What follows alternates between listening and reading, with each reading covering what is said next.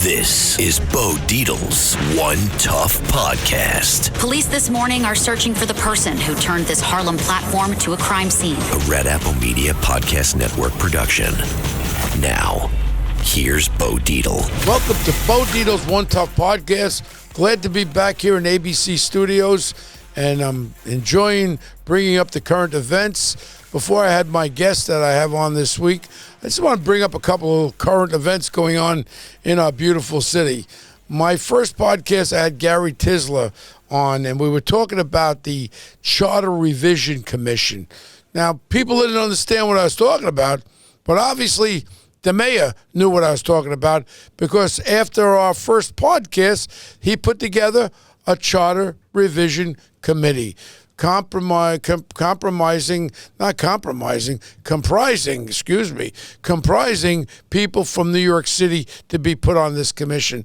And part of this commission is going to be public safety, education, homelessness, all these issues that are facing the public safety of New York City. I mean, the first episode we had, like I said, Gary was very, very good with this and showed a roadmap what can be done. And in reality, so what happened was our progressive city council was trying to jump on a bandwagon there. And what they were trying to do now, they didn't have enough yet. They want to take away any and all power from our mayor, who we elected, where he can't even appoint a police commissioner, a sanitation commissioner. They want to tell him what to do. I've had enough of this city council with their progressive nonsense and with their non-nonsense. They have no idea of what in the hell they're doing. They talk about a headlock. They call it a chokehold. They call a diaphragm law a diaphragm law. They tell cops, now when people ask you for directions, you know what you got to do? You got to stop everything. You got to put it in your computer, and you got to start filling these forms out. This is so ridiculous. What else do you want to do? Oh, now all of a sudden they're coming out, they want them to shave their beards. These are police officers. These aren't Boy Scouts. These are professionals. What they want to do is just take the heart and soul. Hey, city council, you've been responsible for a lot of deaths, and I'll say it, because, first of all, you sit part and parcel with our state senators and our assembly morons up there with the bail reform. That transitions into crime on the streets, and everybody talks about crime being down. I beg to differ with you. The fact of the matter is, right now, crime is up, and it's soaring, and it's not perception. It's reality, and you can see it every day. Every day I drive around in my car, it's a matter of time until one of these illegal mopeds, motorcycles go into my car. They're ready for combat. One of the incidents that happened yesterday, I go to the car wash, and I go to the car wash, and all of a sudden I was in Queens. It was New York City. And I'm there, and I'm pulling up to the lane, and the guy's going, yelling at me, move over. He had tattoos up to his neck. He had tattoos on his face. Put it this way, he wasn't from Ozone Park. He was from, like, someplace down there in the Central America. And I guarantee you he was a criminal person. Just looking at the tattoos on him, looking at the bodybuilding jail muscles, I know a criminal when I see one. It was a matter of time until I was going to get into it. And look at, I carry a gun, and I don't back down for nobody. But I worry about my sons, my grandchildren, you, the people of New York City. To me, the most important things right now is the safety of New Yorkers, and we're missing the whole thing. We're talking about I'm for immigration. I see these families. I see these women with babies on their back selling fruit on the streets. Look at the American dream is a beautiful thing. My parents were immigrants. They came here from Italy and Germany. And you want to know something? They worked hard. They did what they had to do. I'm not for stopping immigration. What I'm against is knowing who's coming in. And exactly now we have no clue. All we know, point in case, some Venezuelan with a criminal record, that criminal record says he's been here in the United States, shot 2 New York City cops. Because you know what? There's no respect. There's no respect for anything with the police anymore. So you have them, they're there, and then you have the advent of these gangs that are coming into our city. The problem, again, we don't know who's there. Now they got this gotaways. You know what they're talking about? 1.5 million gotaways. You know what a gotaway is? A gotaway is we don't have a damn clue who the hell they are, and they infiltrated our country. Now what's happening is that we start picking up the papers, and it is a matter of time, and you could quote me right now, we will have a terrorist attack in our major cities in the very near future. You have ISIS people that are coming there. You have Hamas people. Come, have fun, because all you do is you walk through our southern border, you're in our country. There's no checks and balances. And this person who's supposedly the president of the United States has no idea. And then we have this Alexander Hyundai, whatever the hell his name is, the head of Homeland Security, another fool. We have no problem with the border. No, we have no problem, because there's no border. And this is what we put up. And this is what we're going for right now. And no one has an idea of what the hell is in our city, in our state, and in our country. I saw Governor Hochul, whatever her name is. I actually gave her some cash. Not cash. I gave her a check. And she was a fundraiser. So I said to her, and she had a nice husband there, and her husband was a very nice gentleman. He was a former U.S. attorney from Washington. In Washington, you don't have district attorneys. It's a U.S. attorney. Hey, Bo, how you doing? I said, I'd like to talk to the governor. And I spoke to her in front of him. I said, Governor, you're the governor. Very important position. You have executive emergency power. How about you make a directive that anybody who's illegally in this country, and they're arrested on a felony, why can't we turn them over to the ICE? Why? And I said to the governor, why can't you do that? Public safeties, people are dying because of it, and there's going to be so much violence on our streets. Remember one thing. If they don't get a job, what are they going to do to make money for their families?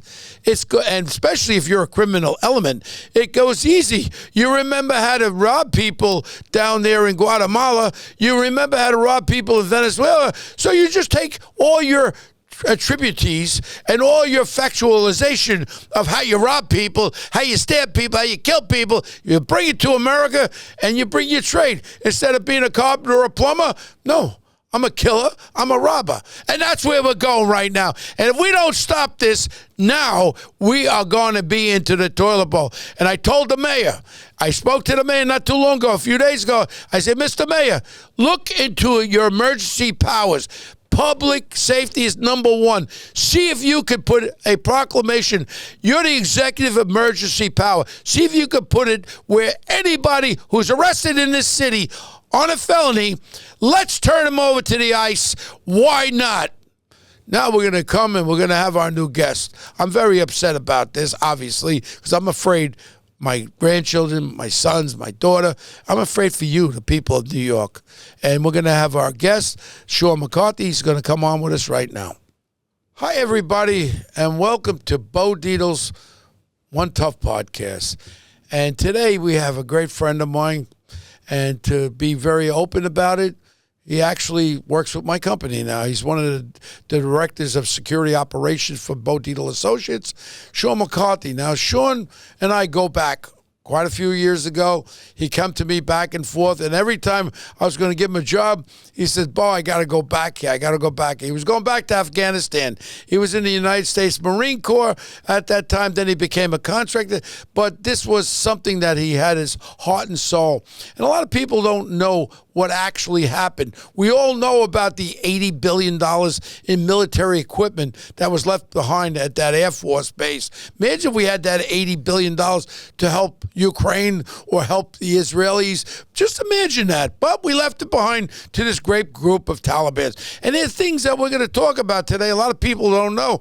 We're still giving these great group of people money. This is the same great group of people that were terrorizing, killing people. And part of his heart is into is the people of Afghanistan, the interpreters, the people who are helping us, the people who are showing our military who was going to blow them up and who were going to kill them.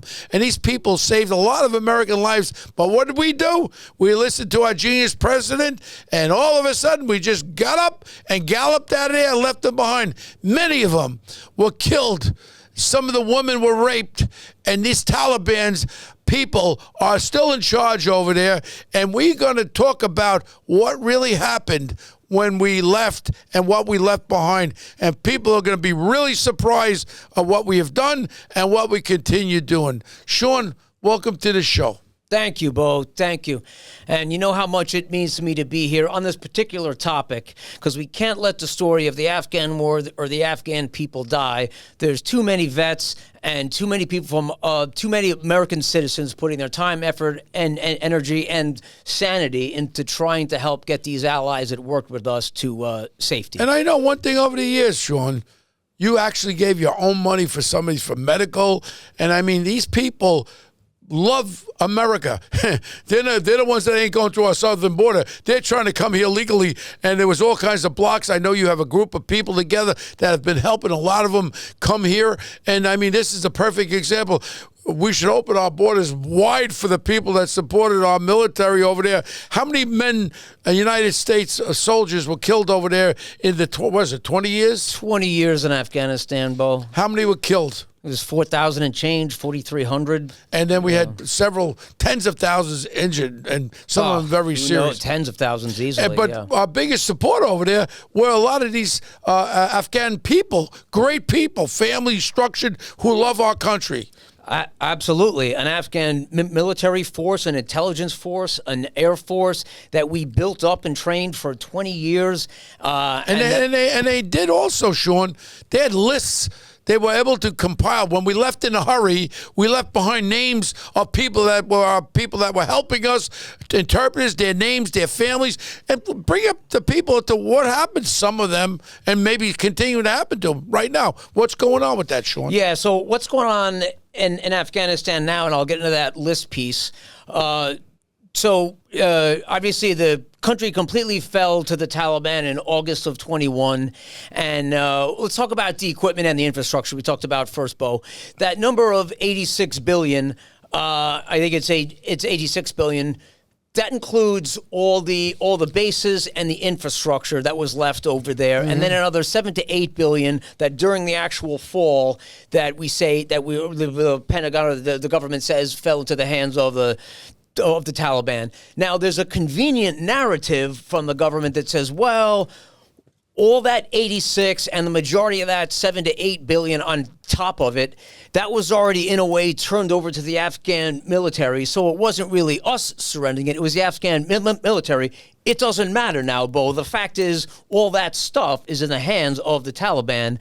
The list you were talking about, and this is late breaking, I just got this from some of my sources over the last couple days, is our biometrics capability, which we have over there, which is a capability that you can identify an Afghan and whether or not they are a straight civilian, whether or not they work for an Afghan government agency, whether or not they work for us, or most importantly, the Afghans that are most at risk, it identifies if they worked in some of the Afghan special operations units, which were the ones embedded with us, training with us, fighting with us. So now... loyal to us, protecting us, really. Absolutely.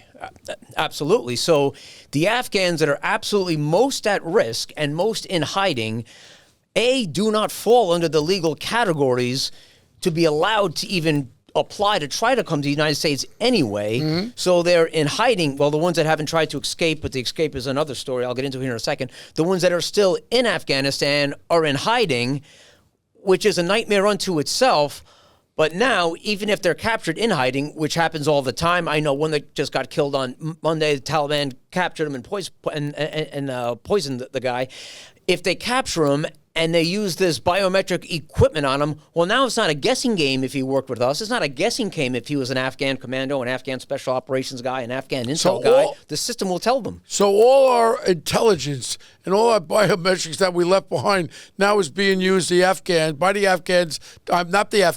Taliban to use against us. Right. And the good people of Afghanistan. And I'll tell you, it's indicative of the absolute unfortunate, chaotic way that things fell there in the end. Because, I mean, my God, I feel so bad for those service members on the ground at the end. everything that they had to do to try to get out and try to get other American citizens out, and they're picking and choosing what to destroy so it doesn't turn over to the hands of Taliban. To think that they didn't destroy these devices that had the biometrics, which probably pretty easy to destroy compared to an armored vehicle or an Apache helicopter or a Black Hawk or something like that. And no one had the foresight in our military that, hey, we got some secret stuff there. Let's destroy it, rather than turn it over to these Taliban criminals. Well, I mean, I want to be careful there because I don't want to criticize in any way, shape, or form the guys at the ground on the. Excuse me, I will. Military dudes. Yeah. Sean, you're a military man. I respect it. I will criticize it. This is our people there. This is our intelligence, and this was done in a sham. And the whole idea of what happened there, and then the loss of our dozen soldiers at the end was horrific. I see those caskets coming back, and these were people that were over there, and they were protected. In reality, why did we go into Afghanistan? It was after 9/11. So let's be real about it. And who was hiding in there? Bin Laden, and that was one of the reasons why we went in there. And just bring us up to a little bit more specifics, please. Okay. Let's briefly touch on the going in because you started us off there. So, I don't think anyone went in thinking that we'd be there for 20 years. Long wars don't work. There's a reason World War I was 5-6 years. World War II was 5-6 years. So, this war was unfortunately a failure at the strategic level, and that's what made it a 20-year war and a complete, and it was a kind of no-win war either. We had the capabilities of going in there, cleaning up the garbage, and we just prolonged it back and forth. Am I correct with that? Right, and the reasons are, it's easy with hindsight now for me to identify two golden opportunities when this thing could have been cut short. Right after 9/11, a very small group of American special operations units and intelligence assets went into Afghanistan and actually rolled up the Taliban, turned the government. That's when we put Karzai in power. All this took place in like 90 days, and this was a small group of guys. That would have been now a golden opportunity to go to the Taliban and say, let's not turn this into a generational nightmare because we'll roll in here with hundreds of thousands. Let's come to a deal now. That, hindsight, perfect world, that would have been a golden opportunity. Or as it dragged out to year 10 and we got bin Laden in 2011, that may have been another symbolic time to say, all right, do we really want this thing to continue to go on? Mm-hmm. None of that matters now because it's no one's fault one here or there. But the reason it dragged on, I point out the strategic level, Bo, is wars are fought at three levels. The tactical level, those are the guys and girls, boots on ground, making things happen day to day. Then you got the operational level above them, the operational level plans, leads, oversees the tactical level. And then the strategic, that's when you're talking about, Defense Department level, Central Intelligence Agency, State Department, Congress, White House. One of the problems there, and I don't know how this could have been fixed, is leadership changes over. Presidents change every 4 years. Well, maybe they do another tour, but presidents change, politicians change, priorities change at those levels. And then when you get down to the military side, our commanders on the ground change. And this is just a fact of the way things are run.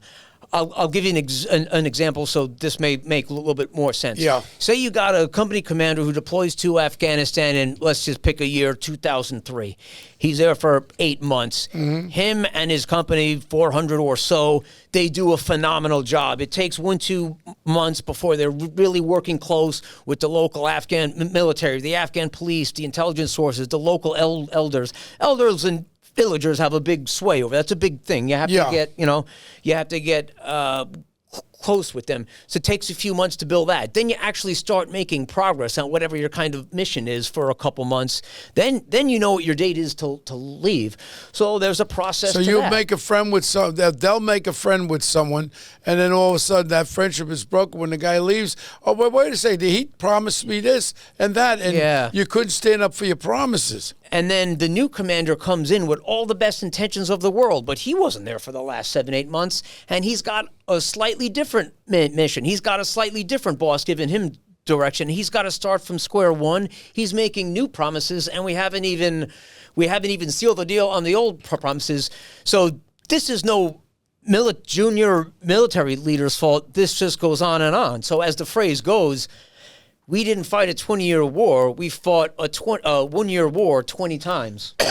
Now, I think it's important too. One of your real close to your heart thing is some of the groups that you've put together, you work with today, to try to get some of these people out of there before they kill them, their families and all that. I'm talking about the interpreters and people that were advising our military what we had to, who we had to be afraid of and all that. So what are you actually doing now? What are the groups that you're involved in? That's very important to hit that. Sure. So I'll kind of get into how this thing started. The two legal processes, and we'll get into the legal one here in a second.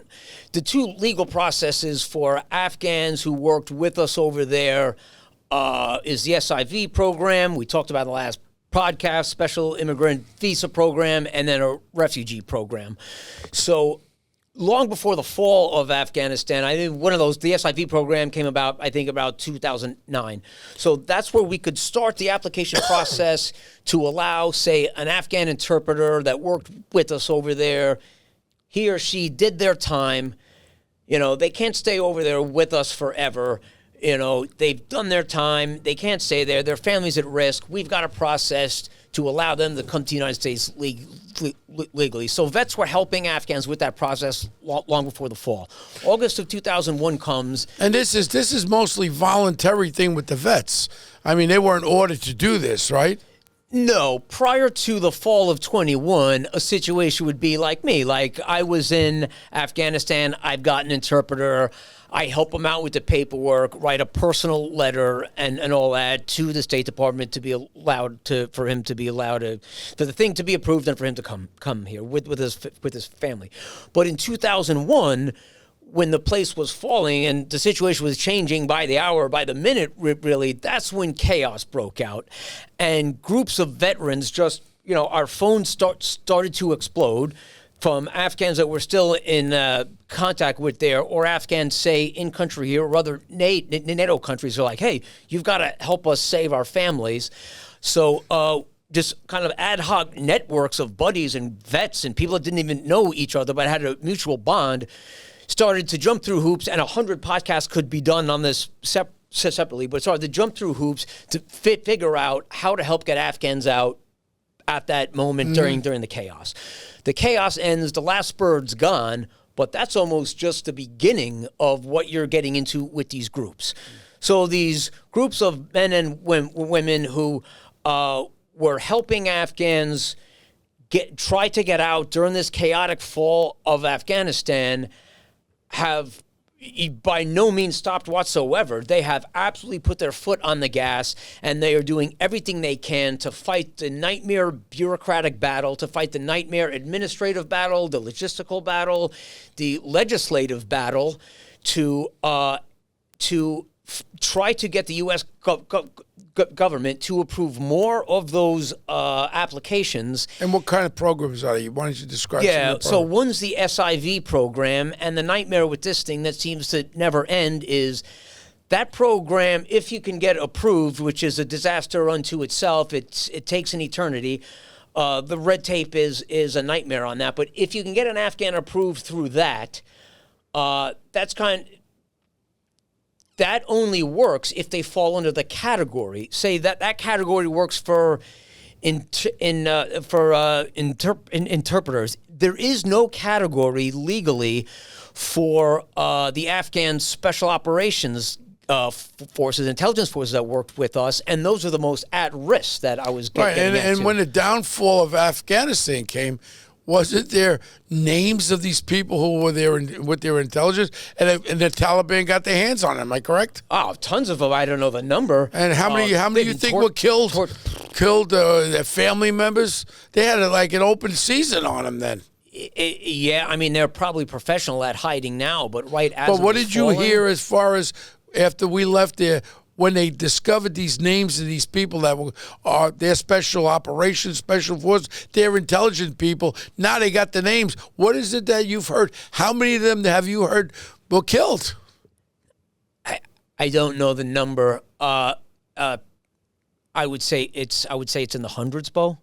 There was some of them during that time frame, August and the few months after, where I had phone communication with, and then it totally ceased. I got to assume those guys got killed. And then we don't even know what happened to their family members, right, Sean? Yeah, I'm sure. I know family members that have been tortured because they haven't given up the location of some of these guys. So these guys have a tough journey. They don't fall under the legal categories to come here. And even if they did, time is running out on these programs anyway. There's hundreds of thousands more applicants than there are slots. So what some of these guys are defaulting to, and I've talked some of them out of it, is this nightmare option to where they physically escape to, say, Pakistan, maybe even out to India, Turkmenistan, Iran. Those aren't good options. But let's say they get out to Pakistan or in India. They manage to link up because they've been told it's going to work. They've been linked up with a representative from a cartel. Oh, actual illegal criminal cartels. Sure. Get involved with the Yeah. Well, because they get paid, whatever. I think maybe it's $5,000 a family member or something like that along those lines. So then they get them on a plane to South America. Yeah. So if you're lucky enough to somehow get out of hiding, get your family, escape the Taliban, get into, say, Pakistan, now you link up with an alleged trustworthy cartel dude. You give him everything you got, and you're dragging your family with you. Maybe you got elderly parents. You actually do get on a plane to actually get these guys to Brazil's. We actually call it the Brazil option. Brazil's a place they go to, Guatemala, Venezuela. But think about this. You get in Venezuela, you're trusting a cartel. You may speak 4 languages that are good in your part of the world. They don't speak Spanish, these guys. So now they got to traverse an entire continent through 10 different countries. They got to get through the Darien Gap between Colombia and Panama, which I'd rather be back mingling with the Taliban than try to drag a family through the Darien Gap. Then they got to get up to the Mexican border, assuming they even survive all that between disease and starvation and snakes, everything you could possibly die of in that area.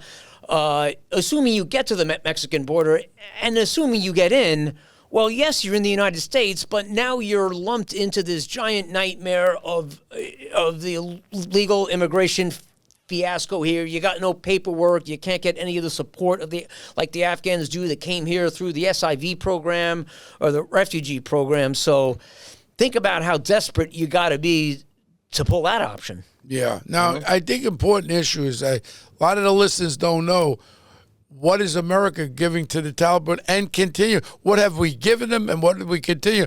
And why don't we use that as a pry bar? No ticky, no shirty. We ain't going to give you any money unless you get us some of these fellas that will cooperate with our military back. But what kind of monies are involved with the United States government to the Taliban now? Okay, so I just got informed on this a day ago. So I'll tell you what I know or what I heard. Allegedly, when things were falling in 2021, there were $7 billion of Afghan funds that were either already here in the U.S., Treasury in New York, or quickly got shifted here by our government. I heard it was called Afghan funds, but ultimately you peel it back. We're there for 20 years. It's obviously U.S. taxpayer money. It's not Afghan funds.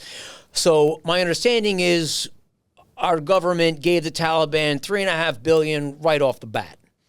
To run the country there in some sort of humanitarian form, which isn't happening at all. Every story I hear in the last few days, I spoke to 4 Afghans in country. I've spoke to Afghans in this country and other countries that have family there, and everything I hear about life there is horrifying. Wow. Yeah. So back to the money. So $3.5 billion off the bat. Then, if this is true, I'm hearing $40 million a week. And why this is extremely dangerous. So the United States is sending $40 million a week to Afghanistan. For what reason?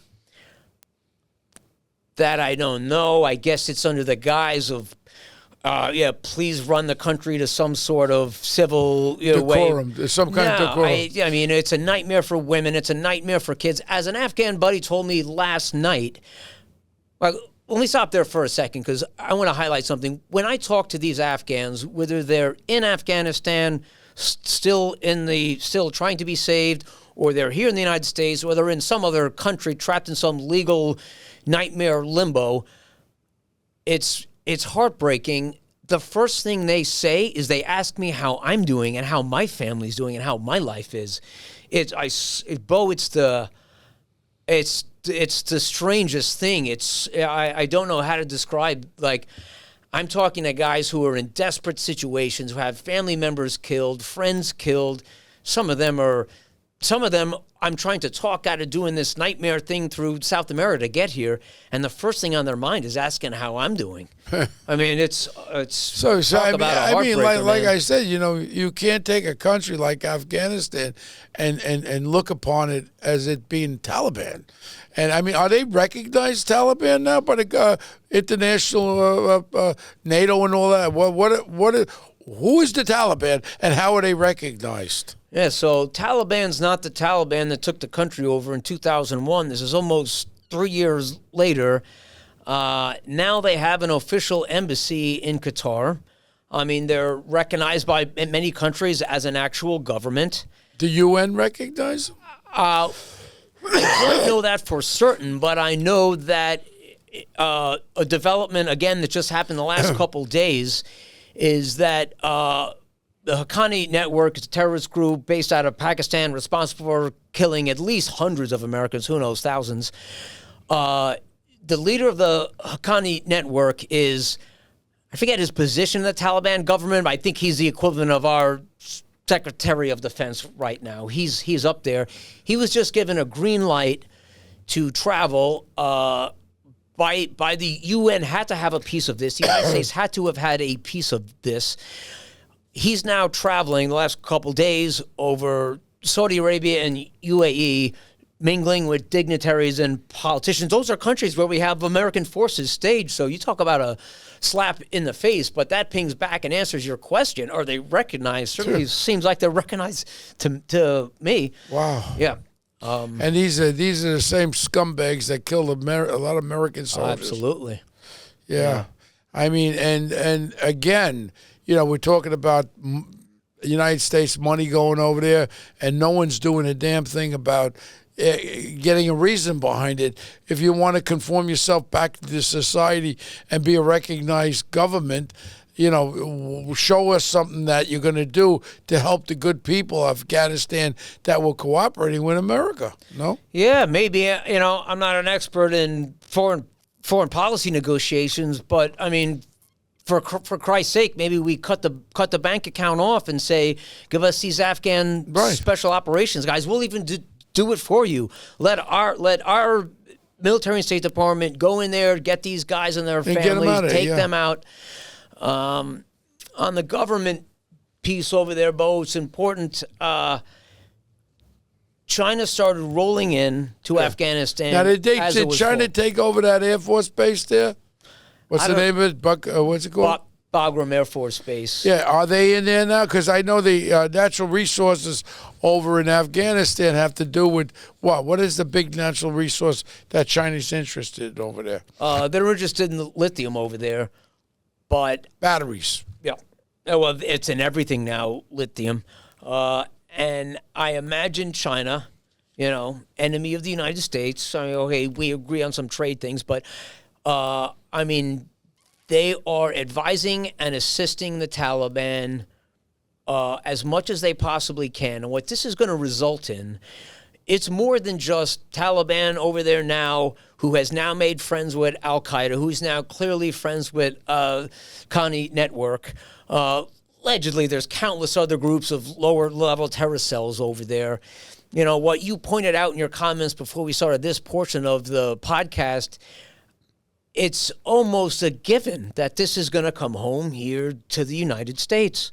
This equipment and stuff that we left over there, maybe the Taliban themselves can't figure out how to use this stuff, but somebody taught them how to use that biometric equipment? Probably China. Someone's funding them beyond the billions that we're throwing away. And even did we actually leave jets there too? Actual fighter jets? Or at least they have the initiative to fly the damn things out. I don't know about fighter jets. Now, we did leave... I know, the M1s and tanks. Yeah, there wasn't too much tank war going on during this, but armored vehicles with heavy machine guns on it. I won't get into the flavors of the vehicles. There's so many of them by the time I get out of the military, but hundreds of armored vehicles. Yeah. Now, when we left, the Afghans themselves, be it Taliban or the Afghan army, were continuing to massively struggle on how to maintain their own weapons, their own equipment, their own vehicles, and all that. But I'll bet China rolled in there and teach them how to use that stuff. Or China rolled in there and took the equipment. I mean, look at that's it. But this has been a very interesting topic to me, and I'm sure to our listeners and all that. Sean, and you deal with it day to day. I'm very lucky to have you on board with me. I love you as a family member of mine because I love what you do and your heart for something that other people are in the war. They just move back to New York, America, and leave it behind. But you didn't leave it behind, and I know that you continue with your networks. And what are some of the networks that are out there where people would like to know if they wanted to help things? What are some of them? Yeah, I have to talk about this. This is one of the most important pieces. Like, I'm one guy who's passionate about this, and thankfully to you, I got a voice on this podcast now, and I'm trying to, help Afghans that worked with me.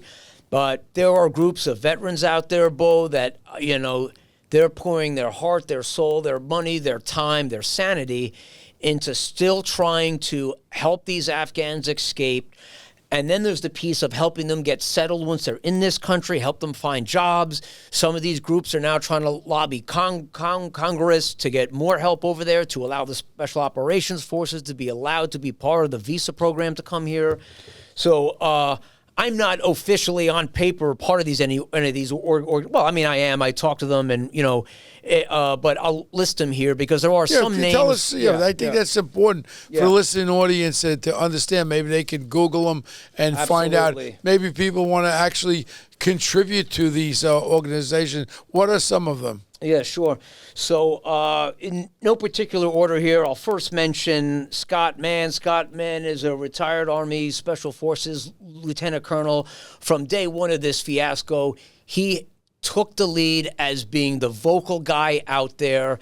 And really, he spoke on Congress about this. He's rallied teams of vets together. If there's one guy who's been, the voice of this overall effort, it's him. You can look up Task Force Pineapple. It's a book now, and Scott is relentless. He's got a day job. He's got a family. He bounces around the country speaking on this topic. He's the one, Bo, that did the play in Staten Island last month. So, there's so many I'm going to miss. Other groups, Afghan Hire helps the Afghans that once they come here, get settled.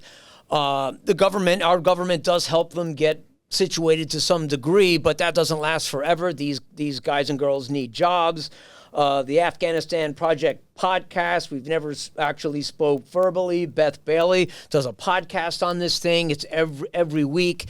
The people on this podcast are not going to let this topic die. 1208 Foundation, Moral Compass Foundation, Moral Compass Federation, Travis Peterson. Thanks again, Travis. Spoke to him a couple days ago. He's as passionate as they come. He's again trying to lobby Congress. Task Force Argo, Afghan Evac, Operation Dunkirk, Evacuate Our Allies, NoOneLeft.org, Global Friends of Afghanistan, Vets for NRF. So there's tremendous amounts of groups in there. Sean. And Mo, I know tons of guys and girls that they're not officially part of these groups. They do it alone. I'll mention Mike. I can't mention him because he's still in uniform now. I won't give his last name. Mike's still in uniform. He chooses his method to not officially be part of this group, although he speaks to them, because he's just got such a long list of Afghans that he's trying to save that he focuses, and he's on it every day. And he's got a day job, and he bangs this out, so trying to help these guys. You know, Sean, this has really been an interesting conversation.